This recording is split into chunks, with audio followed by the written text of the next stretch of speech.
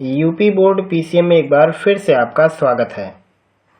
आज के इस वीडियो में हम लोग सॉल्व करेंगे 10वीं के विज्ञान का प्रश्न पत्र, जिसका कोड है 824 IM 2024 के लिए चौथा सेट है। इस सेट का आज पहला खंड हम सॉल्व करेंगे। यहाँ से सवाल शुरू होता है। किसी अवतल दर्पण पर आपतित प्रकाश की किरण और दर्पण से परावर्तन के उपरांत अपने ही मार्ग से वापस आ जाती है यदि किरण मुख्य अक्ष का प्रतिच्छेदन करती है तो, यानी अगर कोई प्रकाश की किरण परावर्तित होकर अपने ही मार्ग से चली जा रही है तो वो किस जगह पर आपतित हुई होगी। उसका जवाब है वक्रता केंद्र पर। वक्रता केंद्र पर पड़ने वाली प्रकाश की किरण अगर परावर्तित हुई तो वो अपने ही मार्ग से वापस हो जाती है, तो इसका ये विकल्प सही रहेगा। अगला सवाल है, एक लेंस वस्तु के स्थिति विशेष के लिए आभासी सीधा और आवर्धित प्रतिबिंब बनाता है। लेंस कैसा होगा? तो अगर कोई लेंस सीधा बनाता है और बड़ा बनाता है तो वो उत्तल है, सीधा बनाता है और छोटा बनाता है तो वो अवतल है, ये समझ जाना। तो ये काम उत्तल लेंस का ही होता है, तो इसका ये दूसरा वाला विकल्प सही है। अगला सवाल देखते हैं। ये इसका तीसरा सवाल, नेत्र लेंस की फोकस दूरी में परिवर्तन किया जाता है। यहाँ पे 4 लोग हैं, पुतले, दृष्टि पटल, परितारिका, पश्चमाभि मांसपेशियों द्वारा। तो इसमें से किसके द्वारा परिवर्तन किया जाता है नेत्र लेंस की फोकस दूरी में? तो वो है पश्चमाभि मांसपेशियों द्वारा। फोकस दूरी में परिवर्तन करने के लिए ये लोग भी सहायक हैं, ये भी फोकस दूरी को बदलने में योगदान देते हैं, लेकिन इन सब में सबसे अधिक जो भूमिका होती है वो इसी की होती है। स्वच्छ आकाश में नीले रंग के लिए उत्तरदायी प्रकाशिकीय घटना कौन सी है? तो वो है प्रकीर्णन। अगला सवाल है 5वां, किसी विद्युत बल्ब पर 440 वाट और 220 वोल्ट अंकित है। बल्ब फिलामेंट का प्रतिरोध कितना होगा? तो इसको लगा लेते हैं। ये है 5वां सवाल, जिसमें पावर है 440 वाट का और वोल्टेज है 220। सवाल में R की वैल्यू निकालनी है, तो सूत्र होता P = V² R। तो हम कह सकते हैं R माने होगा V² P। V की वैल्यू 220 है, स्क्वायर करना है, यानी 220 को हम 2 बार लिखेंगे और P की जगह पे 440। तो 1 0 से 1 0 कट जाएगा, 22 दूनी 44, यानी 220 बटे में आएगा 2, यानी 110 ओम इसका जो रेजिस्टेंस बनेगा। तो विकल्प में इसका जो है ये चौथा विकल्प सही है। विद्युत परिपथ में प्रयुक्त होने वाले कुछ अवयवों के संकेत चिन्ह यहाँ दिए गए हैं और इनको मिलाने पर जो सही विकल्प तैयार हो रहा है ये 4 विकल्प है। पहले में दिया A को तीसरे से, B को चौथे से, ऐसे यहाँ पे दिया है। कौन सही है? तो सबसे पहले यहाँ पे चेक करो। ये जो है ये वेरिएबल रजिस्टर है जो समय के साथ या जरूरत के हिसाब से बदलते रहता है, तो A को हमें 3 से मिलाना पड़ेगा। जो दूसरा है ये अमीटर का संकेत है, यानी B को हमें 4 से मिलाना पड़ेगा। और जो C है ये सेल का संकेत है, तो इसको 2 से मिलाना है। और D क्रॉस तार है, मतलब ये हुआ A को मिलाना है 3 से, B को मिलाना है हमें 2 से। तो देखते हैं कहाँ है। A 3 से मिलाना है और B को मिलाना है यहाँ पे 4 से। तो ये देखिए केवल पहले वाले में ही A3 B4 से कनेक्ट है, बाकी ऐसा कहीं नहीं है। आगे 2 चेक कर सकते हैं। C को 2 से मिलाया गया, यानी ये इसको सेल के साथ दिखाया गया है और ये क्रॉस तार है, मतलब यहाँ पे जो ये विकल्प है पहला यही सही है। किसी धारावाही परिनालिका को स्वतंत्र पूर्वक लटकाने पर सदैव स्थिर होगी उत्तर दक्षिण दिशा में, ये सही है। निम्न में से कौन सी धातु कमरे के ताप पर ठोस अवस्था में नहीं होती है? कौन सी धातु ऐसी है जो कमरे के ताप पर ठोस अवस्था में नहीं पाई जाती? तो इसमें जो मरकरी लिखा है, जिसे हम पारा भी कहते हैं, जो थर्मामीटर में इस्तेमाल होता है, यही एक ऐसा चीज है जो नॉर्मल टेम्परेचर पर लगभग ये लिक्विड के रूप में ही होता है। 9वां है अम्ल एवं क्षारक की अपक्रिया से क्या प्राप्त होता है? तो अम्ल और क्षार जब अपक्रिया करते हैं तो उदासीन होते हैं, साल्ट और वाटर। यहाँ पे इसका चौथा विकल्प है। 10वां है निम्नलिखित अपक्रिया CaCO3 उत्पाद बना CaO + CO2, ये किस चीज का उदाहरण है? तो ये उदाहरण है अपघटन अपक्रिया की। जब कोई भी एक यौगिक 2 भागों में बांट जाए, 3 भागों में बट जाए, तो वहां पे हम उसको अपघटन अपक्रिया कहते हैं।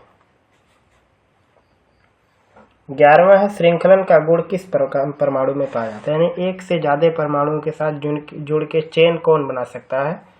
तो ये खासियत केवल और केवल कार्बन की होती है, इसीलिए कार्बन को सर्वतोमुखी प्रकृति वाला भी कहते हैं। 12वां सवाल है निम्न में से एल्काइन कौन है? एल्काइन वो होता है जहां कार्बन कार्बन के बीच में 3 बंध होते हैं। तो यहाँ पे जो बी वाला है, केवल इसी में 3 बंध मौजूद हैं। 13वां है ईंधन एवं औषधियों के रूप में इस्तेमाल कौन होता है इसमें से? तो वो है एथेनॉल। गुर्दे की इकाई जो उत्सर्जन की प्रक्रिया में भाग लेती है वो है वृक्काणु। पौधों में जाइलम किसके लिए उत्तरदायी है? तो जाइलम जल के लिए और फ्लोएम पोषक तत्व के लिए। तो यहाँ पे जाइलम की बात है जल के लिए। स्वपोषी पोषण के लिए आवश्यकता होती है कार्बन डाइऑक्साइड और जल की, ये बात सही है। क्लोरोफिल की भी जरूरत होती है, सूर्य के प्रकाश की जरूरत होती है, यानी सबकी जरूरत होती है। 7वां ऑक्सीजन की उपस्थिति में पाइरूवेट का ऑक्सीकरण कोशिका के किस भाग में होता है? माइटोकॉन्ड्रिया में। मेंडल ने अपना प्रयोग किया था मटर के साथ, तो यहाँ पे कहा किस चीज के लिए किया था? वंशागत गुणों के अध्ययन के लिए, मटर के उत्पादन के लिए, चावल के उत्पादन के लिए या गेहूं के उत्पादन के लिए। तो मेंडल ने जो था वो वंशागत गुणों को पढ़ने के लिए किया था, ना कि मटर की खेती करने के लिए। उन्होंने ऐसा कुछ नहीं किया था। वंशागत गुणों की यानी जो जेनेटिक है उस पर उनकी स्टडी चल रही थी। 19वां है निम्न में से कौन सा ओजोन परत क्षरण के लिए जिम्मेदार मुख्य पदार्थ है? तो CFC यानी क्लोरोफ्लोरोकार्बन सबसे ज्यादा उत्तरदायी होते हैं। निम्न में से कौन आहार श्रृंखला का निर्माण करते हैं? बी वाला विकल्प है घास, बकरी, मानव एक दूसरे को खाते रहते हैं। तो ये यहाँ पे कंप्लीट होता है 20 बहुविकल्पीय प्रश्न। उसके बाद यहाँ पे हम भौतिक विज्ञान के खंड को भी इसी भाग में सॉल्व करते हैं, जैसा कि हर एक पार्ट में ऐसा ही हो रहा है। प्रकाश की अपवर्तन की घटना को समझाइए कि प्रकाश का अपवर्तन क्या है। तो प्रकाश का अपवर्तन है जब प्रकाश एक माध्यम से दूसरे माध्यम में चला जाता है तो अपने मार्ग से विचलित हो जाता है, जिसे हम कहते हैं प्रकाश का अपवर्तन।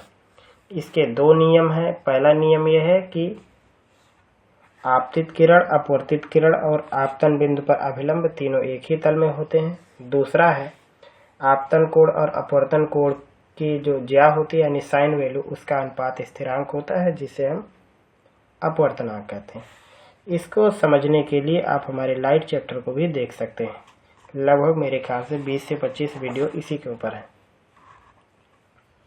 अगला है नेत्र के दीर्घ दृष्टि दोष और इसके संशोधन पर संक्षिप्त टिप्पणी कीजिए या टिप्पणी लिखिए।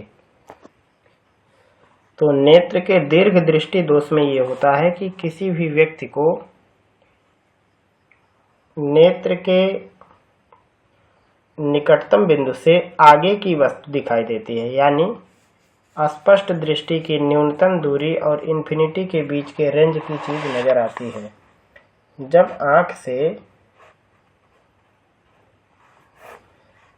आंख से इन्फिनिटी और LDDV जिसे हम स्पष्ट दृष्टि की न्यूनतम दूरी कहते हैं। जब हमारा दृष्टि परास इसके बीच में हो तो हमें दीर्घ दृष्टि दोष या दूर दृष्टि दोष की बीमारी होती है। मतलब हमें केवल दूर वाला ही दिख रहा है, यही हमारी बीमारी है। तो सवाल में है कि निकट दृष्टि दोष क्या है और इसके संशोधन के बारे में बताओ। तो निकट दृष्टि दोष आप लिख सकते हैं कि ऐसा दोष युक्त नेत्र जिसका दृष्टि परास स्पष्ट दृष्टि की न्यूनतम दूरी और अनंत के बीच में होता है, उसमें दीर्घ दृष्टि दोष होता है। या फिर कह सकते हैं जिसमें केवल दूर की वस्तुएं दिखाई देती हैं, नज़दीक की नहीं दिखाई देती, उसमें हम दीर्घ दृष्टि दोष वाला नेत्र समझते हैं। का इसके संशोधन पर संक्षिप्त टिप्पणी लिखो। कैसे इसका इलाज करते हैं? तो इसके लिए हम उत्तल लेंस लगाते हैं। फिगर वगैरह आपको सब का सब जो मानव नेत्र और रंग बिरंगा संसार वाला जो चैप्टर है, उस चैप्टर में हमने आपको सिखाया हुआ है। सभी पुराने वीडियो हैं, आप उसको देख सकते हैं। तो होता क्या है कि जब हमारा LDDV और इन्फिनिटी से पहले अगर कोई वस्तु रखी है तो इसका जो प्रतिबिंब होता है ये पीछे जाके बनने लगता है, क्योंकि दूर देखने की बीमारी है। तो उसके इलाज के लिए हम यहाँ बीच में एक उत्तल लेंस लगाते हैं जो थोड़ा सा इसको सिकोड़ता है किरणों को, तो सिकोड़ के इसको लेके चला जाता है पीछे, और आँख पहले से दूर की चीज़ देख रही होती है तो उसका वो इमेज लाके यहाँ पे छोड़ देती है। तो इसके संशोधन के लिए एक हम उपयुक्त क्षमता या फोकस दूरी का उत्तल लेंस लगाते हैं। यहाँ उपयुक्त का मतलब ये है कि हर आँख की अलग अलग क्षमता के हिसाब से लेंसों को बनाया जाता है। अगला जो इसमें सवाल दिया है 22वां, उत्तल दर्पण की फोकस दूरी के लिए सूत्र लिखो। तो जो दर्पण की फोकस दूरी होती है ये होता है 1/f = 1/v + 1/u, जहाँ f दर्पण की फोकस दूरी है, v दर्पण द्वारा बनने वाले प्रतिबिंब की दूरी, u है दर्पण से वस्तु की दूरी। क्या उत्तल दर्पण के कोई दो उपयोग लिखो। उत्तल दर्पण के दो उपयोग लिखो। तो उत्तल दर्पण का उपयोग अब तो कम हो गया, पहले ज़्यादातर केस में दूरदर्शियों में इसका इस्तेमाल किया जाता था विपथन को ख़त्म करने के लिए, लेकिन उत्तल दर्पण का इस्तेमाल वहाँ पे करना है जहाँ पे हमें सीधे प्रतिबिंब की हमेशा ज़रूरत है, यानी प्रतिबिंब कभी भी उल्टा ना बने, यानी वाहनों के शीशों में हम उत्तल दर्पण लगाते हैं। 22वें का दूसरा है 2 सेंटीमीटर लंबी वस्तु 20 सेंटीमीटर फोकस दूरी के उत्तल लेंस के सम्मुख रखी है। लेंस से वस्तु की दूरी 30 सेंटीमीटर है। प्रतिबिंब की स्थिति और प्रकृति बताओ। तो इसमें सवाल में दिया हुआ है कि फोकस दूरी जो है, लेंस उत्तल है 20 सेंटीमीटर दिया हुआ है, वस्तु की दूरी है 30 यानी ऋण 30 लिखेंगे। लेंस का सूत्र होता है 1/f = 1/v - 1/u, f की जगह पे 20, v की जानकारी नहीं है और u की जगह पे -30, माइनस माइनस प्लस दूसरे साइड के लिए -1/20 - 1/30, एलसीएम 60 हो यानी 3 - 2 यानी 1/60, यानी v की वैल्यू होगा 60 सेंटीमीटर। अब इसमें अगर हमें ये निकालना है कि प्रतिबिंब कितना बड़ा बनेगा तो उसका सूत्र होता है हाइट ऑफ इमेज बटे height of object equal lens के लिए v/u। हाइट ऑफ इमेज निकालना है, हाइट ऑफ ऑब्जेक्ट मालूम है कि वस्तु था 2 सेंटीमीटर लंबा, v की वैल्यू है 60, u की वैल्यू है 30, यहाँ नीचे माइनस चिन्ह सहित रखना है वैल्यू, तो 2 आएगा, यानी हाइट ऑफ इमेज आएगा -4 सेंटीमीटर। तो प्रतिबिंब की स्थिति में उत्तर लिखेंगे कि लेंस से पीछे 60 सेंटीमीटर की दूरी पर 4 सेंटीमीटर लंबाई का उल्टा बनेगा, या फिर लिख सकते हैं कि प्रतिबिंब की लंबाई वस्तु की लंबाई की डबल है, क्योंकि वो 2 था ये 4 आ गया, तो चाहे लंबाई आप डबल लिख दो, या फिर आप ऐसा लिख सकते हो कि जो प्रतिबिंब बनेगा वो लेंस के पीछे 60 सेंटीमीटर की दूरी पर उल्टा और आभासी, ये उल्टा और वास्तविक और वस्तु से बड़ा बनेगा।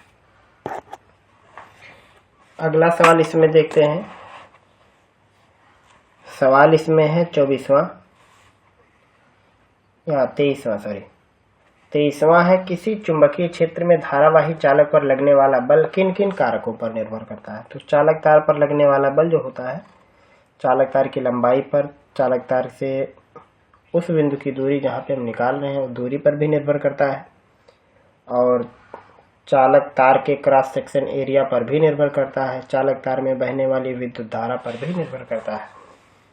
उसके बाद यहाँ पे फिर आगे कहा है चुंबक और धारावाही परिनालिका के बीच अंतर बताओ। 2 नंबर का वो है, 2 नंबर का ये। तो चुंबक जो होता है ये अस्थायी होता है, एक बार चुंबकित हो जाता है तो इसको भी चुंबकित आसानी से नहीं कर सकते। धारावाही परिनालिका जो है ये अस्थायी चुंबक है, जब तक इसके अंदर विद्युत धारा प्रवाहित होती है तब तक इसके अंदर चुंबकीय गुण होते हैं। धारा समाप्त, चुंबकीय गुण समाप्त। 24वें का पहला, धारावाही चालक से संबद्ध चुंबकीय क्षेत्र की दिशा ज्ञात करने के लिए दक्षिण हस्त अंगूष्ठ का नियम लिखो। दाएं हाथ के अंगूठे का नियम। तो नियम यह है, देखो ऐसे दाएं हाथ की मुट्ठी बांध लेनी है आपको, और अंगूठे को उस तरफ रखना है जिस तरफ विद्युत धारा बह रही है। तो उंगलियां जिस तरफ मुड़ जाएंगी ये चुंबकीय क्षेत्र रेखाओं की दिशाएं दिखाएंगी। सीधा सीधा यही बात है कि दाएं हाथ के को मुट्ठी को बंद कर लेना है, अंगूठे को हम विद्युत धारा की दिशा में रखेंगे तो उंगलियां जिस भी तरफ मुड़ जाएंगी वो होगा चुंबकीय क्षेत्र रेखाओं की दिशा। और फिर कहा सीधे धारावाही चालक द्वारा उत्पन्न चुंबकीय क्षेत्र को दर्शाओ। तो अगर कोई चालक तार सीधा है, मान लो एकदम बिल्कुल ऐसे सीधा इस तरह से, तो उसकी चुंबकीय क्षेत्र रेखा ऐसी होंगी, गोल गोल, सिंपल ऐसे बिल्कुल सर्कुलर होंगी।